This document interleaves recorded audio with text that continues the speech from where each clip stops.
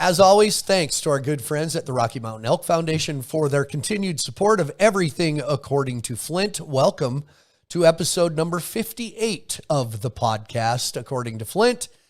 And I'm welcoming a very good friend of mine and a female voice in a rough and tumble sport of bull riding. Kate Harrison joins me on this episode. There's a lot about Kate Harrison that people need to know, and she needs to tell her story more from a rodeo Western background, and became one of the first lead commentator as a female in a Western sports event, bull riding. She did the American Rodeo last year. Anxious to hear what Kate Harrison has to say. One of the greatest people I know. So welcome, Kate Harrison. But first, a couple words from Pendleton Whiskey and our friends at Montana Silversmiths. As rural Americans, we have a unique understanding of and connection to the land. Whether we ranch, farm, log, or simply recreate, what we do today determines our tomorrow. As stewards of the land, it's our duty to ensure that our children and grandchildren can enjoy the outdoors in a similar manner that was afforded us. Join the Rocky Mountain Elk Foundation and ensure the future of elk, other wildlife, their habitat, and our hunting heritage. Visit rmef.org today.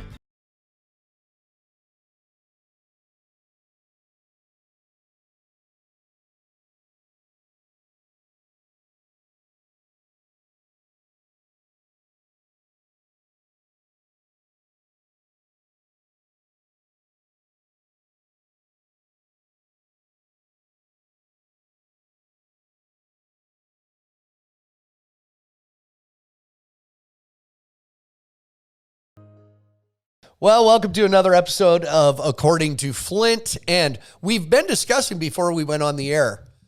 We hate to stereotype that, because honestly, this is a downfall of ours. We haven't had that many ladies as podcast guests. So we're going, besides Jess Lockwood, the best looking guest we've ever had on According to Flint, Kate Harrison. Great backdrop. Look at you with the fireplace mantle, the leather chair. Wow. I was going to light it for you, but I can't take credit for any of this because I'm at my parents' house right now.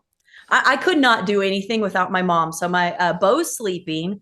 Hayes is playing with my mom. I have no idea how many little humans are going to be out here in the next 20 minutes, but mom's got it. She's the best. Well, we also have a history of little humans wandering in as well. I believe Trevor Brazil's son made an appearance. He's a teenager though, but he's still a little human. Yeah. Who else did? Mac Davis made an appearance. So if Hayes Harrison were to make an appearance, that would be okay. But funny you bring up Hayes. Hayes and I are hit and miss on if we're friends or not. When we, 2 winters ago, whenever it was, and all of us spent the month in Florida. Yep. Hayes and I became friends. But a bigger subject there, I think that when we spent that entire month in Florida, and I flew back and forth once, but don't you think we all kind of did that? That was quite the time. It. So we were back there in our motorhome and we didn't leave Florida for the month of January. But what didn't dawn on me is how hard it is to get RV reservations in Florida in January. So I finally found one. 5-star place.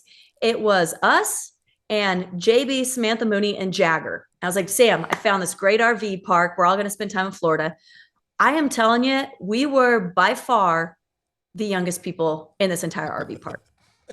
But I think they loved us.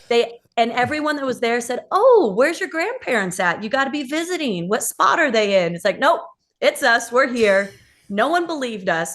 But when JB and Daniel went to the community pool, I'm just telling you, Sam and I just sat back with the kids and just watched because it was JB, Daniel, and everyone else was probably 75 plus. And it was a good time. They were, did they thrill the snow leopards by the pool?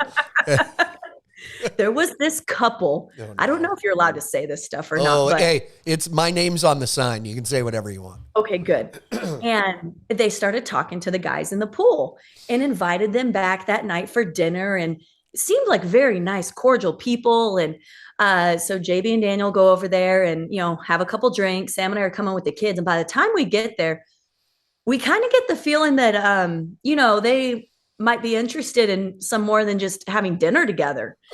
And so we did. We stayed. We had dinner. But then after that, we thought we're going to get back to our RV spots and make sure they don't actually know where we're parked. Really wonderful people, but I'm not sure. You were kind of RV park I got. you were picking up some kind of vibe. I was a little bit of one. I was. Yeah. And I won't say what. You're probably right. We shouldn't say it, but I do know that you probably went back to the playground. Then the kids went swinging in the playground. But besides, but I guess that stuff could happen in RV parks. I don't know. Florida, the Villages. You could go. The Villages. We went right. I'll never forget. We were going to one of those events, and I went under the big overpass. It says "Welcome to the Villages." There's commercials. It's a. At an RV park? Older, it's not. It's just an older person community. The Village. Okay, because I thought that's what actually the RV park was called that we stayed at. Oh, but the Village, this. Maybe it's connected. I maybe shouldn't say this either, but the Villages, see, you don't, when you're doing TV, you don't hear me in the arena. The running joke at every Florida thing was just, I'm going to go stay at the Villages. And the locals would cheer. Because it's famous for, I keep looking at Logan, wondering if I'd say that. It's famous for the highest, like per capita cases of STDs in the country. No. Yeah, they're all about it. So there you go. Look at us, hard hitting. Welcome to According to Flint. All the hard hitting stuff. Anyway, I don't think I've shared that story in public yet, though. So only right here on your show. Yeah. That was quite a month, though.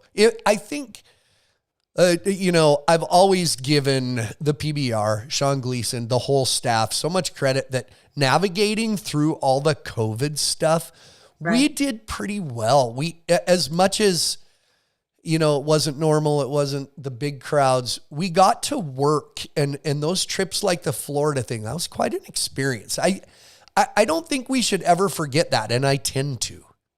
And we were on TV covering sports. At one point, when we went to Vegas and did that Monster Energy Team Challenge, we were really the only sport on TV. So the fact we got to work and have our sport on TV when no other one was, I loved. But after the month that we spent in Florida, that's when we went to Texas and that freeze happened. Yeah. We were down in Del Rio. So speaking of the motorhome, we're still in the motorhome. And we thought, well, we're going to beat this storm and head toward El Paso. Well, it was supposed to be clear. The storm came right where we were. But we had to get somewhere. Hayes was still a baby at the time. And we're driving. The rain is going sideways. We would have to stop because it would freeze over on the windshield. And at one point in time, it said that the next town where there was an RV park was only about 10 miles away. It took us 2 hours to go 10 miles. And I've driven a big motorhome on icy roads. Not much fun. So we learned something there. Okay. When the truckers pull over, you should stop. Pull over.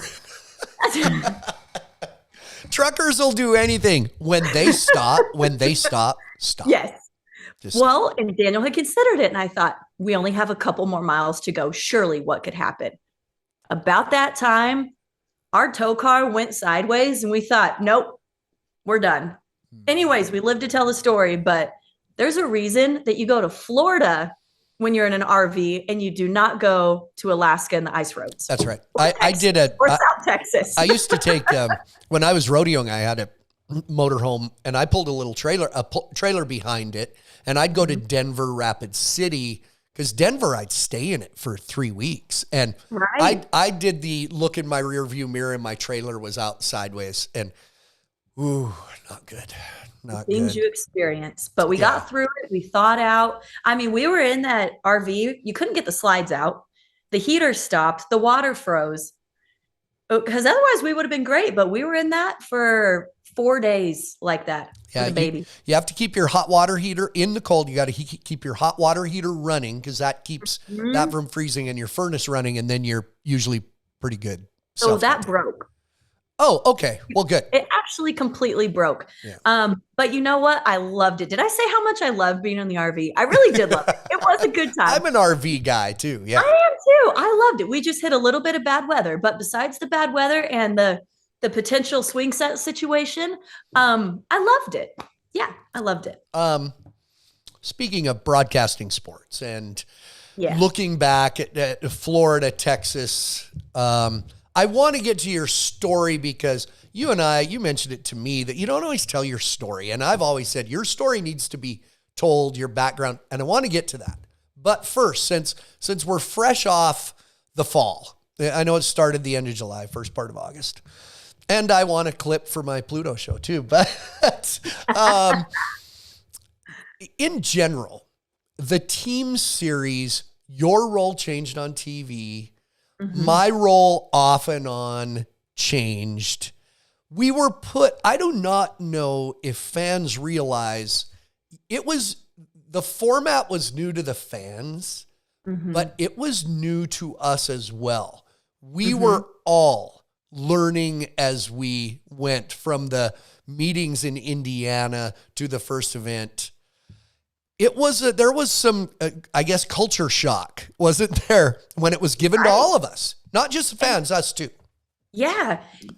I thought, okay, so yes, we've had bull riding, but we've never had, being on the call for it, we've never had a game 5-versus-5 situation quite like this. So I thought there's not even terminology for this. What do we call a walk-off situation?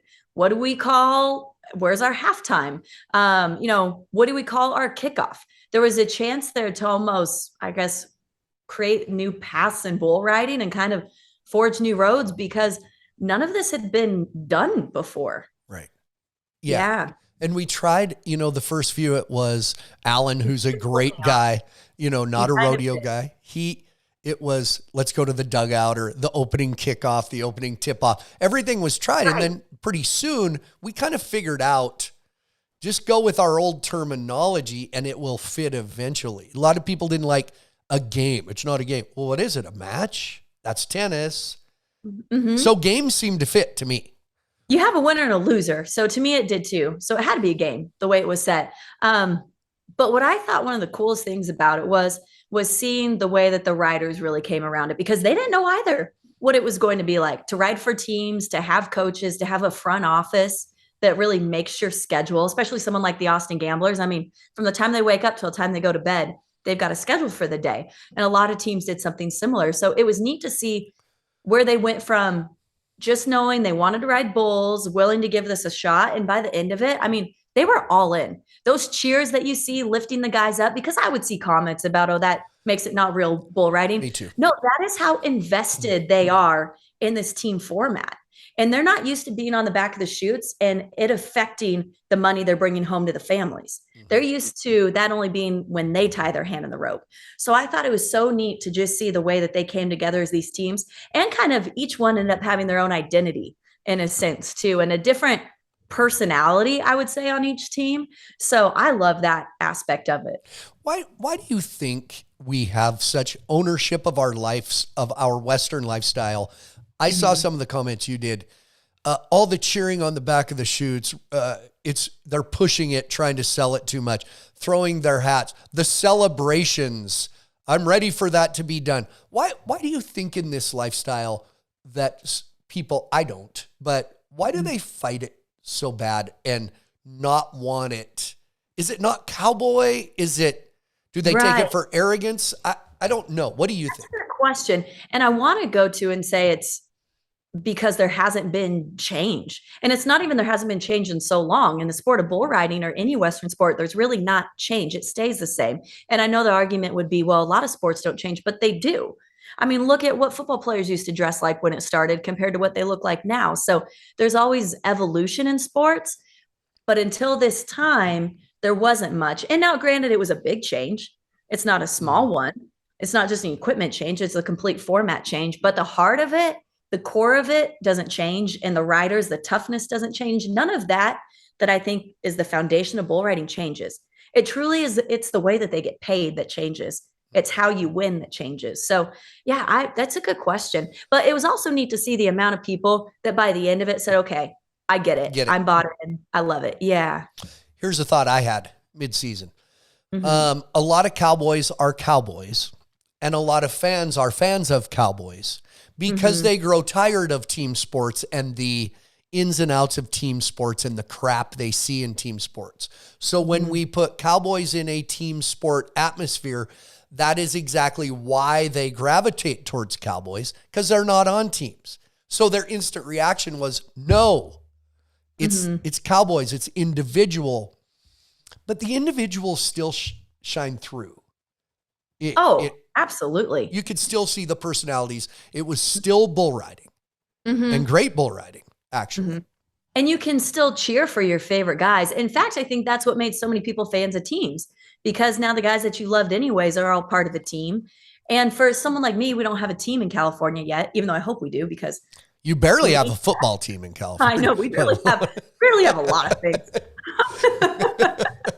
But then not having a home base team, you go, okay, well, who do I like? Who do I want to cheer for? And I think that's pretty neat, which I got to say, I'm a fan of a lot of teams, but Hayes wanted to wear his Ridge Riders t-shirt to bed last night. Oh, he did. See? Yeah. But he doesn't have a t-shirt from every team. Not everyone's got a 3T. So if you want Hayes to be a fan, you got to make your shirts in size 3T. Bo is 3 to 6 months for anyone asking. Because really it's about free stuff. That's what life is about. That's what I told him. I said, whoever he gets a shirt from first, he's going to be a fan. So yeah, you know what I'm the same way. I have said on my podcast, on my Pluto show from the beginning. Well, it took me a few. I'm not here to be a cheerleader for the PBR. I'm not a hype guy. Am I completely sold on team bull riding and excited? Not necessarily. It's my job, and but midway through, I started to go, wait a second, look what it's done for people. Look what it's done for Marcus Mast, a guy that we've always liked, and all of a sudden he's a star. Who the hell is Daniel Keeping? Right. It's taken guys who kind of were out there by themselves, out of the standings, maybe live a life that, they're not in Texas with people all the time. And it's made them part of a team, and they got better. Now look out in a few weeks, right? It brought to light some guys we wouldn't normally see. And for the 30th season, what timing? Because I would love to ask you, have you ever been this excited for the start of a new season to see what happens? Because the questions of, are guys going to sit in their locker rooms? Are they still going to kind of be in that team environment? Are guys we didn't expect to be in the top of the standings going to be there because of what Daniel Keeping or Marcus Mast has gotten? So I don't know. Is there a new excitement for you to see these guys? Okay, I'll tell you, coming up, number one, I worry a little bit about the guys being worn down, but none of the guys seem to be worried about it. But they didn't have to get on as many as they usually do in some senses. So that could be helpful. Yeah, sure. But I caught myself this at the team championship. I caught myself going, I wonder what Marcus Mast and Daniel Keeping are going to do in the regular season. And I wonder what Vitor Losnacki and Sandro Batista, those two guys, for some reason, I wonder what they're going to do. And then I'd go, I've never sat around worrying about that. This has always just kind of been work. So yeah, it sparked a new interest. So. I know. I'm pretty excited about it. Hey, I'm a fan of that old school logo for the 30th year too. Oh, are you going to have some throwbacks? I have to look. I got to catch up on that. I've been so invested in the teams. I got to take a look. Flint, it was on your shark cage. It was posted on the side of your shark cage in the arena. You think I pay attention out there? Granted, when I turned towards the arena, it smacked me in the face. Like it was right there. But are you though? Are you going to have some throwbacks? I need to, maybe I'll go in storage and get some older, I mean, you can reprint it. You don't actually Cooper have to wear stuff. Well, I have Cooper uniforms from year one, Really? But I'll tell you, but when we go to cities, we tried a throwback night at World Finals years ago before your time. And we put on the baggy jeans and the shirt. People didn't really notice because a lot of city people think we still dress like that anyway. Right. When did you make the change to the jersey? I can tell you the history of that is a guy, Duncan Dickinson, who designs my jerseys. He worked with Rob Smets, and Rob Smets was the first person on his own to show up in the uniform. I think it was CarQuest was the uniform. There, just gave him a commercial. Then the PBR went, well, let's put all the bullfighters in we can sell a sponsorship. We can. And then about a year into that, I said, I'll do one. And it was Wrangler and Montana Silversmiths on it. And I wore, and I want all the rodeo clowns out there to know this, I wore the jersey and shorts, the uniform at PBRs, but I wore the baggy jeans and Western shirt at rodeos because I was doing both. Oh, okay. So yeah. And then gradually, even till the last rodeos I did in 2005, I wore the rodeo clown gear and a uniform in PBR. So there you go. Maybe you could do a jersey, but something on it has a throwback feel to it. Did you need me to design this for you in my free time? Can you put fringe on it? Maybe we put some fringe. Yes. Now we're thinking. I didn't mean to hijack this, by the way. No, hijack away. The more you hijack, the less I have to think. So, so you're talking about teams. It was interesting, and I talked to Michael Gaffney about it last week, or whenever you're listening to this, at the team championship. About, yes, it's not like one team could play defense on the other team.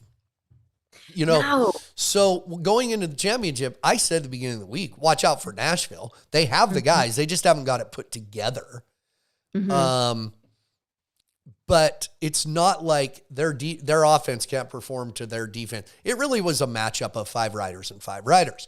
That's exactly. But Michael Gaffney said the emotion of watching the other team, if they rode or not, greatly affected that. And I can see that. And, we talked, it was storylines on TV. It was constantly about the order of the lineup and who was where. That got kind of interesting, how much that influenced what was going on in the arena. So Cody Lambert told me that he thought the beginning of the season, the idea of a closer was, I actually believe the word he used was stupid. That he uses that a lot. Yeah. He's like, it's bull riding. Why would you need a closer? He said, I was completely wrong. I got about halfway through the season and realized you have to have a guy you could count on in that 5th spot. It changes the pressure on some of the younger guys in the middle of the lineup. It changes the energy, knowing you got a guy that is your most for sure deal. So even to see the way Cody Lambert changed his thinking of where he was placing guys, I think was really neat to see. My son is actually either having a great time with my mother right now, or it's about nap time. I think he's having a great time. I think he's having a great time. Probably is. It's funny you bring up. He loves Papa. It's funny you bring up Cody Lambert, because about 2 events in, or 3, we all said, holy cow, Cody Lambert sucks at this. We were making fun of his team because he couldn't. Not nice, Flint. We did. And we were all like, he doesn't know how to do this. Just because of that, he seemed to not really care. He was just throwing guys in there. Then he figured out, because he does this a lot. That's stupid. So yeah, he did figure it out. They figured it out in a big way. And then my favorite Cody Lambert moment was when he challenged, I think, was it the Ridge Riders, and took the ride off the board, and he decided to go ahead and tip his hat to the crowd. That was so good. I rode the plane back to Montana with a kid from Montana that's a bull rider. His dad was a great bull rider. And he said the thing that he had just not been to one. And he said the thing that caught him off guard, as we talk about the tradition of cowboys in the Western world, caught him off guard that people would cheer when somebody bucked off because they were cheering for the other team. And I told him about Cody Lambert hit the replay to review a ride, and the crowd booed him. And he leaned out over the chutes and tipped his hat and waved. And that alone, like, how can you not love bull riding in a team format? And if you don't, then individual season's 2 weeks away. But to me, it just adds another element to it. It gives more conversation to talk about. I enjoy that part of it so much. So those moments to me kind of made it. And then, Ryan Dirt Eater and him talking to Matt afterwards, knowing he came back because he didn't win an individual gold buckle and this was his gold buckle. Those kind of moments, to see a guy like that be so invested, want to come back and give it another shot like that, just I love to see. I agree. Because I like Dirt. Me too. And I had a line I wanted, Ryan Dirt Eater and I for years have had a thing where when he rides, he gets on one knee Because his roots are Native American, the Cherokee kid, and he get down and he pulls an arrow out and shoots me. And I have a great picture of it I bought years ago. So and good. We were in a TV meeting and he was riding real well. And I said, can I say he might be old, but he's still got a few arrows in his quiver? And they wouldn't let me say it on TV because it sounded dirty. Do you remember? I do remember that. I do. And I laughed a lot of times. You don't think I think you're funny, or you just feel, what do you feel? You always apologize to me. I do. And if I say something edgy, just like saying that, I always go, sorry, Kate. Yeah, sorry, you do. Kate. And I think I was one of the only ones laughing, and all of our buttoned up people were like, I was like, oh, okay, don't look at me because that made me laugh. Yeah. So everybody watching this, just know I wanted on a CBS telecast to say, Ryan Dirt Eater, he's riding well. He might be old, but he's still got a few arrows left in that quiver. And David Neal, the big boss, said, hey, you got to say it right here, Flint. I did, right here. That line got used right here. That's right. However, I don't know why I couldn't say that, but in Carolina, the one rider it was one of the Brady's, got stepped on and it popped his jeans open. And he ran to the shark cage towards the camera and he was completely, and the next week or 2 weeks later, Matt West, I'll tell you what, this kid's something. He is not afraid to let it all hang out, And I said, I get it. I know what you did. He used that line all the way up until the very last time Brady rode in T-Mobile. Brady Randolph. All season long, yes. Brady Randolph, yeah. All season long, I had to listen to this of Matt. He just couldn't let it go. He couldn't help himself. You got to love him for it, but he had to make sure he got in some kind of let it all hang out exposure line every single time. Swinging free, something. Yeah. Yeah, I don't know why I worry about offending you. You're around Matt West every weekend, and that's worse. Yeah, come on. Yeah, Matt, I just give one of these. He can't help it. See, I can help it. He can't help it. I can help it. He can't. He can't. I mentioned a few minutes ago, you don't tell your story. I've been trying to think of a way to put this. I have never, through my career, I'm always conscious of when I'm around ladies and different things. I've never paid attention as much to the culture of what people will say about a female that they won't say about somebody else. I chimed in on a Facebook something where it was a lady who said, that girl that's commentating, da-da-da-da-da. And I said, that girl's Kate Harrison, and she's more of a cowboy than most of you. I started to pick it up. But I think, I don't think people know you're a cowgirl. You're a Southern California girl, but you grew up with all this. Oh, I did my whole life. And after you and I first talked about that, I thought, what is it about me? And I think it's just, I love telling other people's stories. I think everyone just assumes because of what I do for TV, I'm super extroverted, walk into a room, life of the party. I could be back in a corner, I like having conversations, but I could be back in a corner one-on-one and never be center stage under the spotlights. And I think that's why I love my job so much. I love putting other people on platforms and telling those stories, but it made me realize just how bad I am at telling my own story. And I always want to give people a benefit of the doubt because I see some of these comments about just that, about I don't know what I'm talking about. And part of me wants to tell them, actually, you don't know what you're talking about because I do, but that's just not me. So instead I think, you know what? I got to give them the benefit of the doubt because you got to look pretty hard to find my story because I'm not very good at sharing it. So yeah. But it's true. But comments are you were horses. You can rope. You team rope. Right? Oh, I right? still rope. Yeah. So I grew up. My dad's team roped his entire life. So I grew up in the stunt business, riding horses in the stunt business, doubling little kids, and I grew up rodeoing my whole life. So I junior rodeoed. I high school rodeoed. I went to national finals. I bought my card after I graduated, and I still rope. So I've roped for how old am I? 30 years. And now Hayes is already 22 years. You've roped for 20. So 30, okay, wait. 30. 30. Or is that 03 on your side? That's 03. There you go. Hey, okay. You told me something I didn't know, so I got to backtrack. What? You did stunt work on horses? You didn't know that? Maybe. Flint, I thought we were friends. No. So that just shows how bad I'm at telling my story. You are. You're terrible. You don't even know my story, and I see you every week. And no, we're not. Yes, we're friends. Okay, tell me something. Tell me, maybe there isn't anything that stands out. Yeah. Tell me something that I might have watched that you're the kid stunt girl on that show. Do you remember when Magnificent Seven was turned into a TV series about 25 years ago? It was on, I think, CBS, actually. Probably, yeah. Or do you remember the movie Comanche Moon? Yeah. Do you remember, True Grit? You saw True Grit, the little girl in True Grit. I trained all of her horses and got them ready for her in True Grit. But in Magnificent Seven, I was only which True Grit? The one from about with like 15 years ago now. Jeff Bridges in that redone one. Yeah. No but the Magnificent Seven, I did that when I was 7 years old.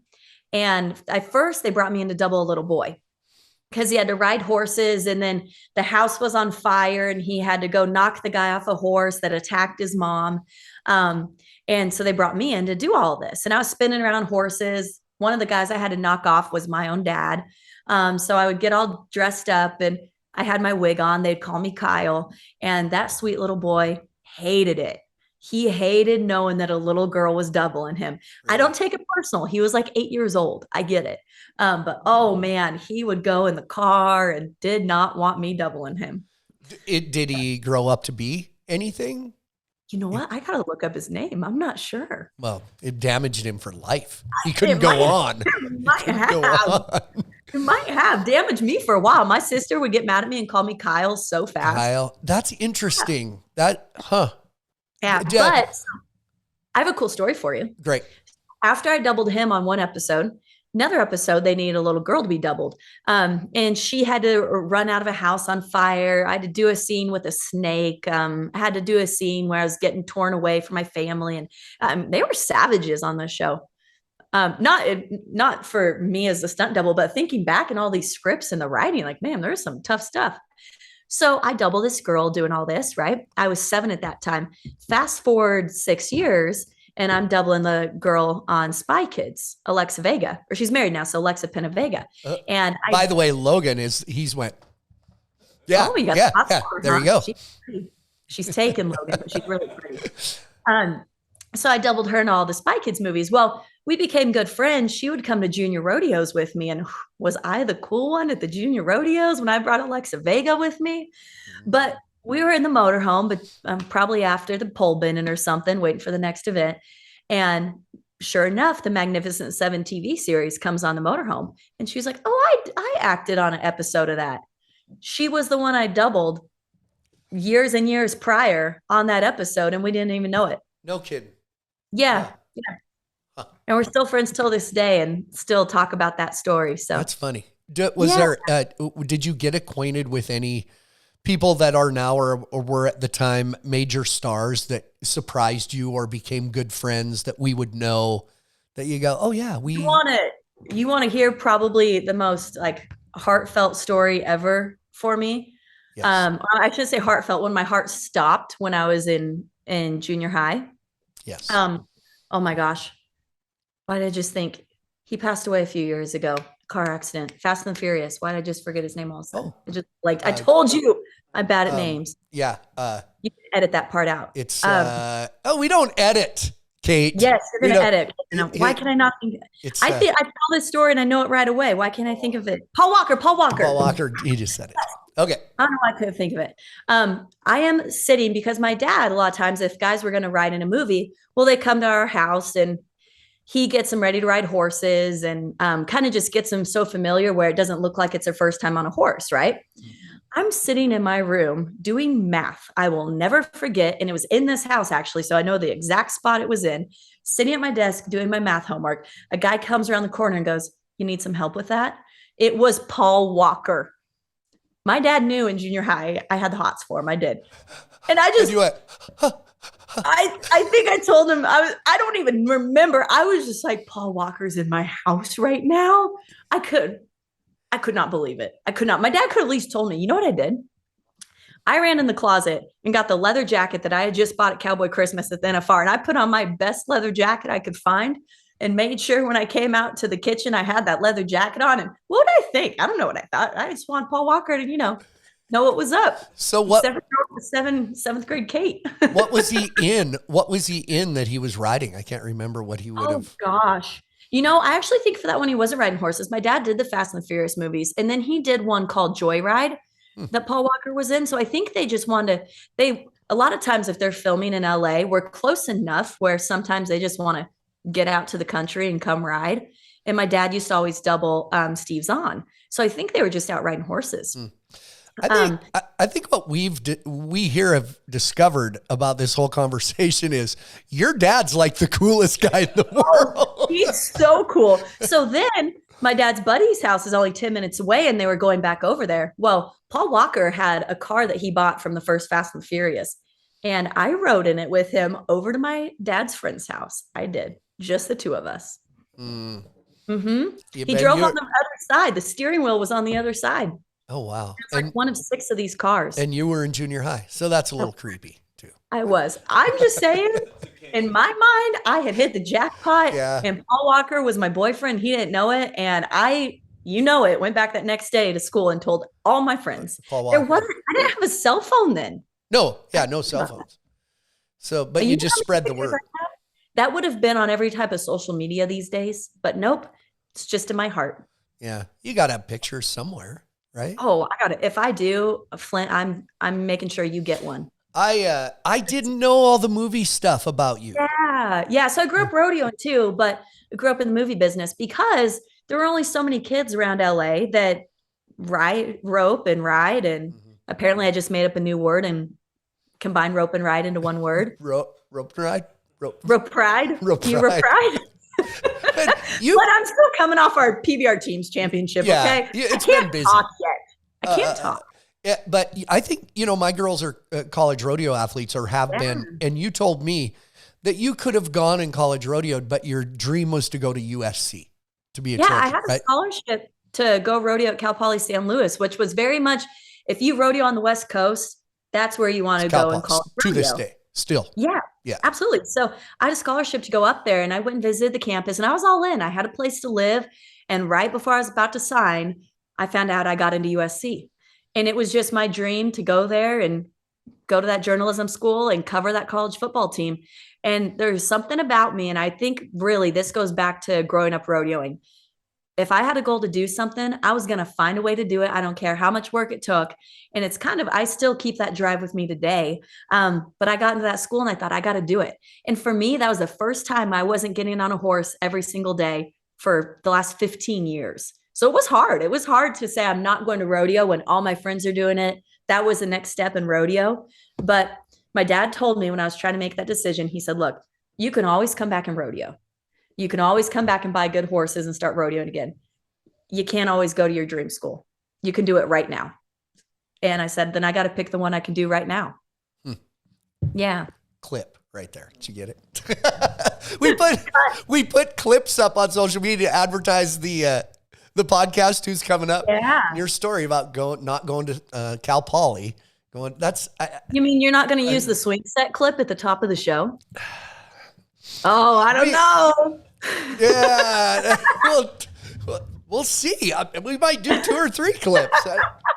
Were you in the journalism school or the broadcasting? What's the difference? I guess maybe Annenberg School of Broadcast Journalism. I graduated with 40 people. That massive college, 40 of us.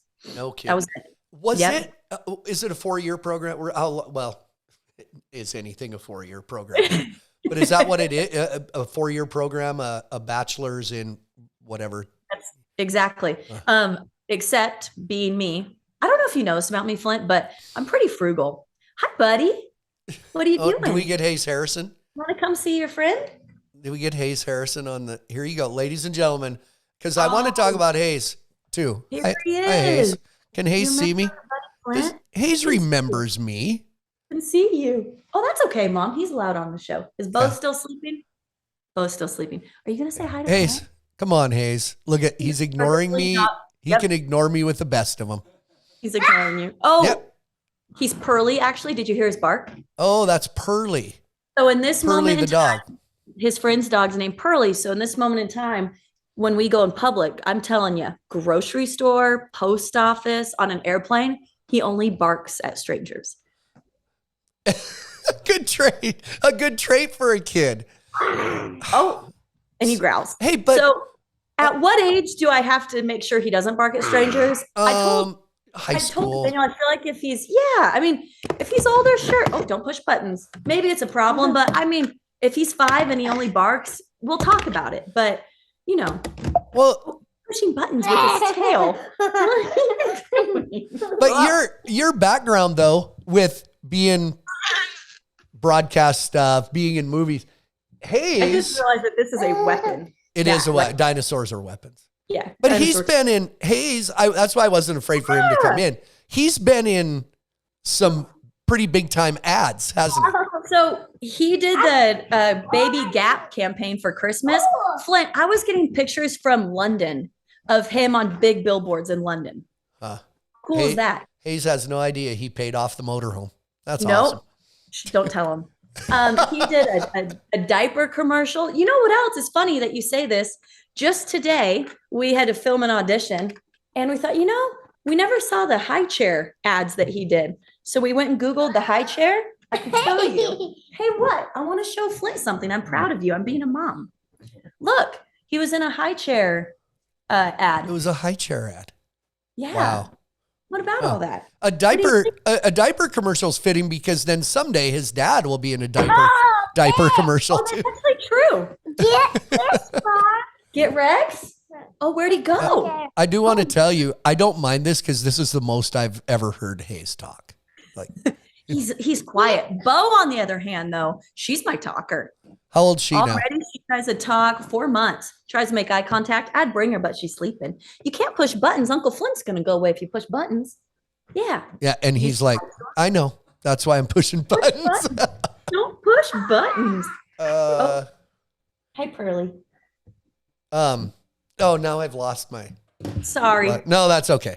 And none of this is real serious, but I just wanted, I've known your rodeo background and all that, and the journalism and the broadcasting, but it is interesting what people say about a female broadcaster that they won't. No, it's true.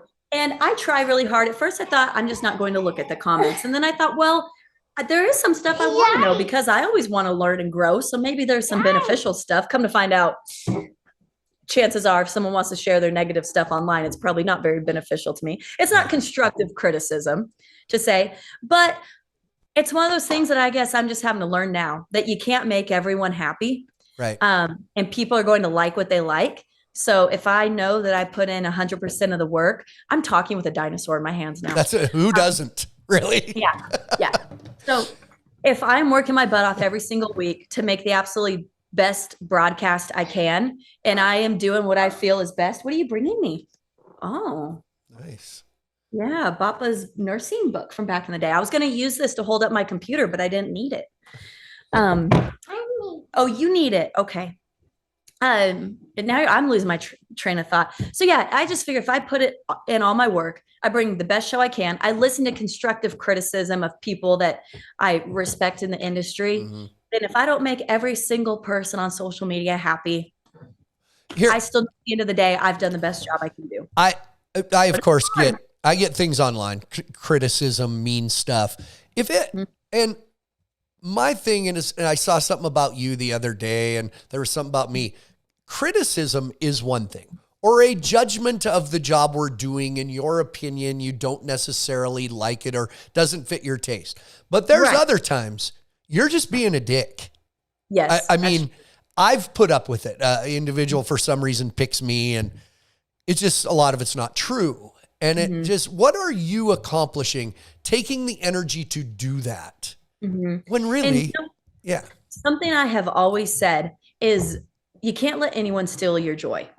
And I believe that. So let me tell you where that comes from. So I don't even know if you know this about me, but and it doesn't affect me too much right now, but I got diagnosed with lupus about a decade ago. And so for me to have a whole lot of energy all the time is really tough. And then throw in a couple of great little humans, it's too heavy. And when that happened, okay.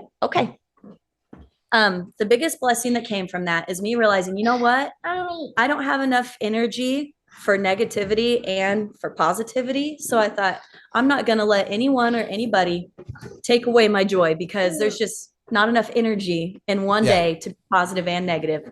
So, so I've kind of ran with that, but I will say it takes a little bit out of me, because I was watching back. I'll go on social media and watch back some rides and listen to the calls, because I always listen. I want to get better. And someone had posted on one that they thought it was so silly. They might have even said dumb of me that I said, let the hats fly after a ride. But I had, at the beginning of the season, I thought, I want some signature calls. And to me, the only time those guys on the back of the chutes take their hat off and let it fly into the arena is after a great ride. Mm-hmm. And I thought, for someone that's watching, that maybe stepped into the other room or they're just listening, if you say, let the hats fly, it's like a home run. It's a signal. It's a catchphrase. I caught it, actually. I heard you say that, and I went, in this setting, that's a perfect catchphrase. And so someone on social media, hated it enough to tell Mr. Sean Gleason that I should not be on the sport. And I thought, that one was hard for me to get by, because I worked really hard to have a couple of phrases that I thought could kind of be signature. Yeah. And I just had to remind myself that you can't make everyone out there happy. Yeah. So. And it also, and I thought you were going to say this, but obviously our brilliance is no. They're also in the team's deal. When they threw their hats, they were throwing their hats for their teammate, for someone else. A great ride, they'd let their hats fly. I thought it was perfect. Thanks, Flint. That was person. That's why I said, I love constructive criticism, but I got to realize everyone online is not my friend, and they're not all trying to say nice things or give me constructive criticism. But man, I take it personal because I care, There are sports, and now count ours as one of them. There's been sideline reporters forever. We had Leah Garcia forever. Michelle Beadle at one time was a sideline reporter. That's right. And football, we were talking before, went on the air. Erin Andrews is by the way, Erin Andrews, Flint fan. She's a fan of mine. She comes up to Big Sky, Montana. How could she not be Flint? She's only human, Kate. Yeah. Erin Andrews. I like Pam Oliver, Tracy Wolfson's a good one. Yeah. They're sideline reporters. That's been around a very long time. Yes. But to have a female voice be the lead broadcaster, play-by-play in a quote-unquote man's world, NFL. I had to look her up because I like her. Beth Mowens Beth is great. Does college football, and she's good. Now, when it first happened, I'm like, what the hell's a girl doing on here? I'm a huge Doris Burke fan as basketball commentator. She's brilliant and has a huge background in basketball. And then that justifies it. Sort of like your background in rodeo. Right. The American last year, when they announced Kate Harrison is the lead play-by-play. So in my mind, that's the glue. That's the navigator through this whole experience. It's a female voice, and not everybody in our industry wants a female voice leading the way in this tough sport. Which other sports where it had been dabbled in, our industry, it never had. Maybe one or two times at a live event, there was a live rodeo announcer who's female, but really that's not even true. So it was a true first. And I think that alone might've been a bit of a shock. And the fact that bull riding changing to a team format was a shock. Of course, by the way, it's going to be a female voice on it, was a big shock too to people. So that alone, I thought, you know what? I just have to go out there and show them why I was the choice. And I've had people come up to me and say, not going to lie, I thought PBR was checking a box. They weren't checking a box. Right. And hearing that to me is a big deal because I never wanted to be the female that was checking the box. I wanted to take this position because it was really believed in me by the PBR, the front office, saying, we believe you are the person for the job, not the female for the job. And I believed in that too. And I thought for the people that don't, or this is just new to them, I'm going to show them why I'm not just checking that box. I'm going to show them what I could bring to the table. I'm going to show them the amount of work I'm going to put in. And at the end of the day, if we had fans that were just watching and enjoying bull riding, then that was a win to me, and not saying, oh, look at that female, look at that girl talking, I wanted them to just be able to watch and enjoy the sport was my goal. That girl. Yeah. That girl. That girl. Hayes is currently studying your Pearly is currently studying a nursing book. Well, there's a future there. There look you at me go. Yeah. Look at me parent. This is our daily reading. Yeah, that's your nice job, nerd. Hey, we used to make fun of my sister when summer break, she'd have her boys doing stuff, and we go, oh, or maybe it was her friends. She might have made up the term, actually. Yay, school away from school. Woohoo. That's fun. Yep, that's fun for everybody. School away from school. And it's a bit, like I said, I didn't pay attention to things that were said differently till recently, because I've told people Kate Harrison's beautiful in every way, and just a talent, and I know some of that stuff wouldn't be said, otherwise. However, a great friend of both of ours, Craig Hummer. Yes. He comes in farthest from a Western background that you could ever get. He was a lifeguard.